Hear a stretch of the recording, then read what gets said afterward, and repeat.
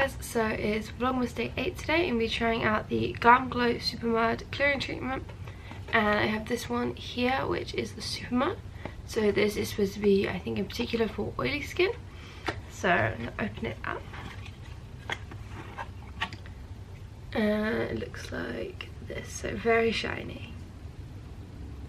So according to the packaging, it says it contains BHAs and AHAs and also common ingredients like aloes. So this is meant to get really deep into your pores, and if you've had this at all online, you'll know that it's had so many good reviews and so many people have been raving about it. So it is quite pricey, but I managed to find it quite cheaper in Macau yesterday, which is why I'm now trying it out, which is very exciting. So the instructions are kind of vague. It says apply a thin layer to the clear skin. So I've just washed my skin and then toned it, which is what I would normally do before doing a mud mask. And then just leave on for 5 to 20 minutes before washing off. So I'm just going to put it on my T-zone, I think, to try that out. So I'm going to see what it's like after about 10 minutes, but see how much it's dried up or not. So inside you can see it is a very dark colour there. That's what it's in. I just fixed the hair back. I think this one might be a bit messy. Yeah, it's very thin compared to a lot of other mud masks. I'm just going to put this in the T-zone area. And it does say only apply a thin layer, so I'm going to try not to put this on too thick.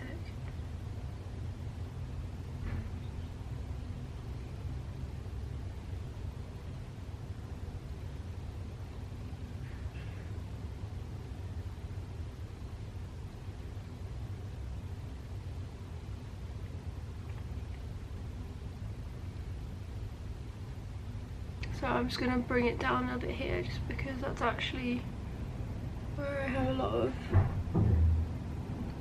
problems with oil. So actually I can see it's starting to dry up here already. So I'm going to hope that is a thick enough layer. It does say put a thin layer on. So I guess we will find out. Yeah, you can already see it starting to dry down here.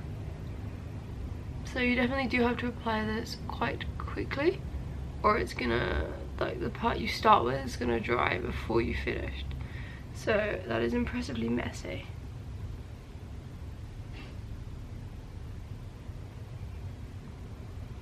I've just applied that quite roughly rather than being precise, and that looks quite ridiculous. So yeah, I'm gonna leave this for probably about 10 minutes so that if it feels like it's completely dried up. Okay, so it's been just over 5 minutes, so it's still drying, but I thought I'd show you guys so you can see how much the colour has changed before it's fully all dried. So like here is the least dried bits up here, which is the dark colour it was originally. You can see how much that's now turned into this much lighter colour. So it's dried pretty quickly. When it first started to dry, there was a little bit of a stinging sensation, so I'm slightly worried my skin might be a little bit red. It does say on this that if you have sensitive skin, then it's advisable maybe not to use it. So I do have very sensitive skin, but I didn't want to try this out anyway. So it was only for, like, I'd say a minute that it was stinging, so I'm hoping it's going to be okay. And also you can see, I'll just zoom you guys in a second. So you can see here, like on the nose and also on the chin, that there's lots of little spots.